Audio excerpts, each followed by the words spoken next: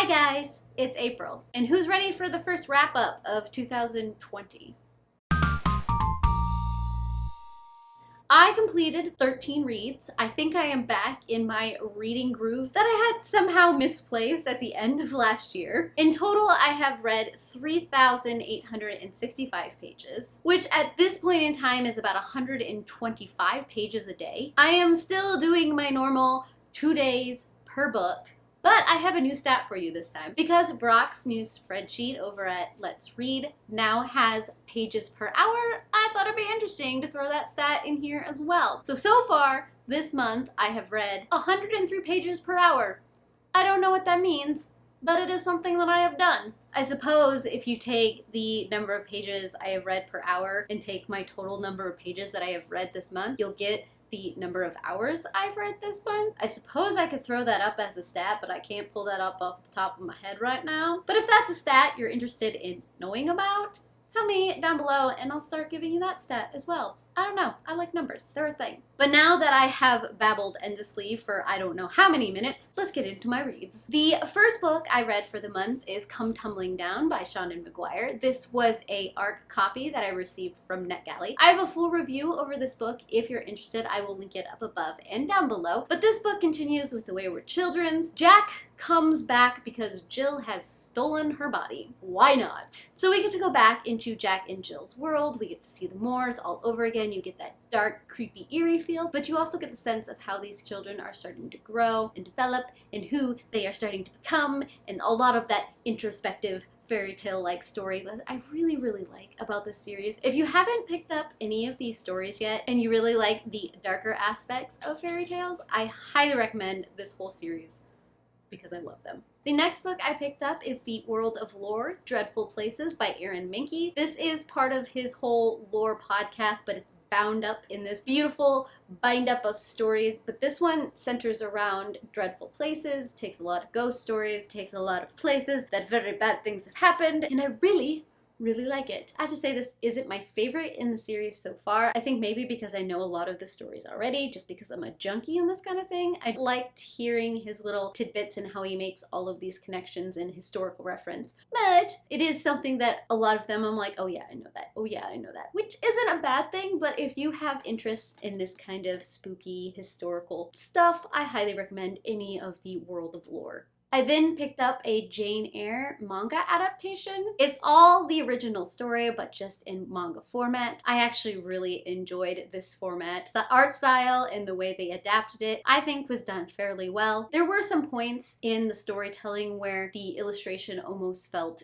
too light and airy for the story that is Jane Eyre. Jane Eyre to me is always this very dark, gritty, melancholy kind of story, so there were some animations within the panels that felt a little out of character for the storytelling, but overall I did like this adaptation. And once again, this was a copy that I received from NetGalley for a free and honest review. In the same veins as Jane Eyre, I also received a copy of Sense and Sensibility in manga format for review. This one I have to say I didn't like nearly as much. Because of the format, the story was very much a quick and easy read, which I liked, but the art style at points felt a little rough, not as clean and polished as it could have been, and it wasn't really what I would have pictured for this story, because there's always something light and airy about Jane Austen, and there were points in this story where the illustration took away from that. Like I said, I didn't like it nearly as much as I liked the Jane Eyre adaptation.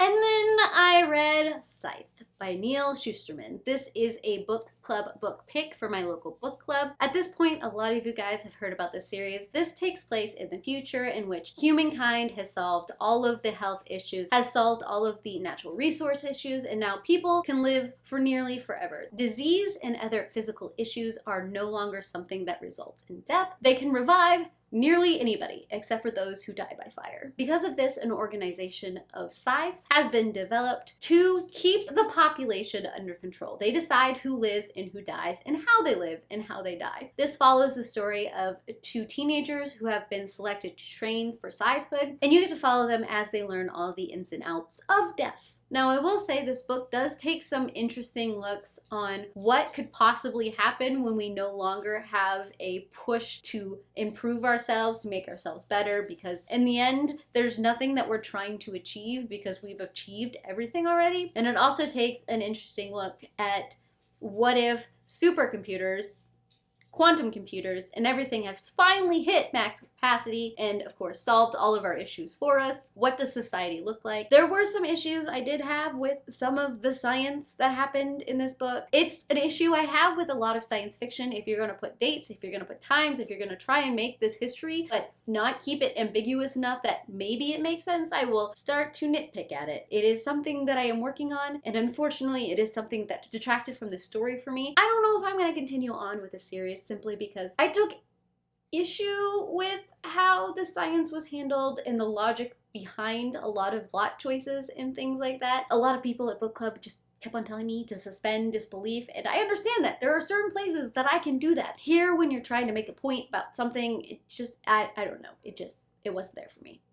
I also did a buddy read with Steph over on Stacks on Stacks and Stacks, and we read Coral by Sarah Ella. I received a copy of this from the publishers for review. That, of course, does not sway my opinions on this book whatsoever. Now, I did a full review on this. I will link it, of course, as always, up above and down below in case you're interested in a more lengthy discussion about all the things that went on in this book. But it's safe to say this is the story of a mermaid who isn't content about what she sees going on. It is a story of a young boy who doesn't like where his life is leading. And it's a story of a girl who is in a treatment facility because of something in her past. As the story goes along, they start to intersect, and it takes a very interesting look on mental health. I liked that aspect of this read, the way mental health was handled and how all of that intersected. However, a lot of the characters for me were flat and I didn't really care. It's almost like they could have been interchanged for pretty much anybody else, which isn't necessarily a bad thing if the focus is on the mental health issues, which, like I said, I really liked in this book.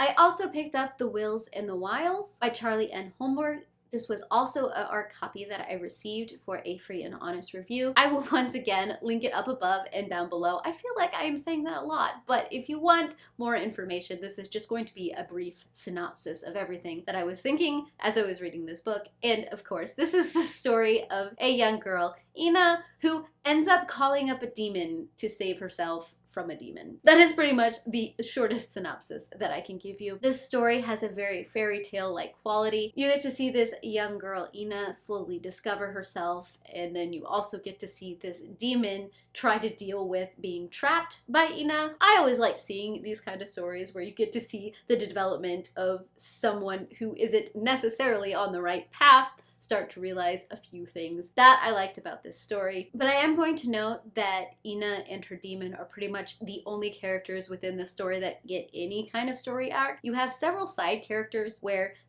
they seem like they're going to be important, but those paths are never followed, and there were times that drove me nuts, because I feel like it was hinted that things were supposed to be brought up or influenced the story, but it didn't happen. So it left me hanging a little bit. And of course, for the Tell It Again book club book, we pick A Heart So Fierce and Broken by Brigid Kemmerer. This is book 2 in the Cursebreakers series. This follows more of Grey's story. So at the end of book 1, things happen. I'm not going to spoil it, but it follows Grey as he starts to discover more things that were left a little open-ended in book 1. I loved the romance in this book a lot more than I liked the romance in book 1, but there were some things that I didn't necessarily agree with. Some of the character development that happened, their arcs that they took, it didn't feel right. Maybe in book 3, some of that will be explained a lot better and it will make more sense why those things happened. I will link the live show discussion I had with Shay up above and down below if you have read this book and you don't care about being spoiled, where we talk about a lot of the things and a lot of the issues and a lot of things I noticed in this story, but I can't really talk about them without A, ruining the first book if you haven't read that, or B, ruining this book because there are things that happened. I then took a detour from what I normally read and I picked up a contemporary. I know, gasps, shock. I received a copy of Heart and Soul by Burnham. This is an adorable contemporary romance that happens between a young American girl and a K-pop star in hiding. As soon as I read the synopsis for this one, I knew I had to try it because I love me K-dramas, and the synopsis had a feel of a K-drama. I read this book, and the plot has the feel of a K-drama, which I really, really like. There was a lot of references and things to a lot of Korean culture and a lot of Korean pop culture that I truly enjoyed. The interaction between the two main characters, Marilee and Lee, are just the cutest thing ever. It does take a look at mental health within the K-pop industry that I did find interesting. Now, I won't say that this is anything too earth-shattering or completely life-changing, but it was a very fun weekend read that I enjoyed thoroughly, which just reminded me of why I do enjoy an occasional jaunt into the contemporary realm. I finally got around to reading Mouse 1 and Mouse 2. This takes a look at World War II and what was happening with the Jews in that time period, specifically in Poland. It follows the story of a young man in Poland who is dealing with everything that's going on during the war. It also, years later, follows his son as he's trying to document his father's journey through the war. You get to see some of their interaction as he's trying to document this story. I have mixed feelings about this read. Not a huge fan of the art style. It got a little hard to read at points just because of the format of this book. It was a little bit of the glossiness of the paper and what light I was sitting in. It was a little bit of how dark the illustrations were and how gritty some of it could be. I did like seeing the parts that happened in World War II, what was happening to the Jews and all of that. There were points where I didn't really care about what was happening with the father and son as he was trying to take the story down. That wasn't really the draw of the story to me. I wanted more of the 1930s and the 1940s, but it's the way he told the story. I like diving into that part of history and just getting a look at what was going on. So if you like reading about that time period, I highly recommend this read. I also picked up All the Crooked Saints by Maggie Stiefvater. This is a book that has been sitting on my shelf for quite a while. Now, how do I explain this story? It took me a while to figure out what the heck was going on. This is set in a world in which there are saints who perform miracles that brings out the darkness in oneself, and then you have to figure out how to defeat that darkness. The people that these saints perform miracles for are called pilgrims, and these saints don't interact with the pilgrims in fear that they themselves will have the darkness thrust upon them. This book follows a family of these saints as things start to go down. There, of course, is a radio van and a whole other bunch of things going on. Like I said, it took me a while to figure out what was going on. The way the story is told, it's very lyrical, but you're left to try and figure out what the heck things are by yourself. And it can be a little off-putting because the whole thing feels really, really odd because everybody's darkness comes out a little differently. There's some people who become giants. There are other people who become naked and grow really long beards. There are people who can't stop crying. There are people who grow moss. It's weird things like that. And if you can weed through all of the oddness, which I actually ended up really liking, you start to get this story about people just helping other people. And I liked it.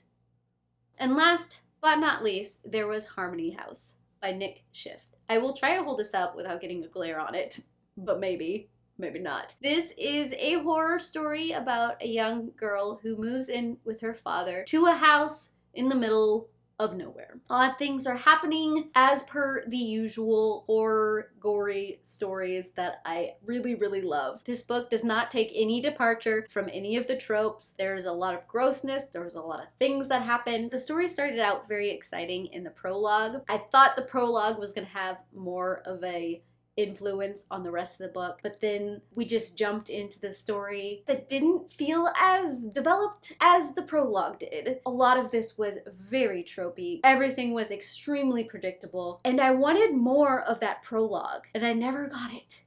So those are all of the books that I read in the month of January. Leave me an emoji down below that explains your favorite read for the month of January, and I'll try and guess it, or just leave a string of emojis. I don't care. I'll try to come up with a story that matches what you left. I don't know, it sounded fun. And if you want to stay up to date with my face and every time I upload, subscribe down below, and I heart your beautiful faces.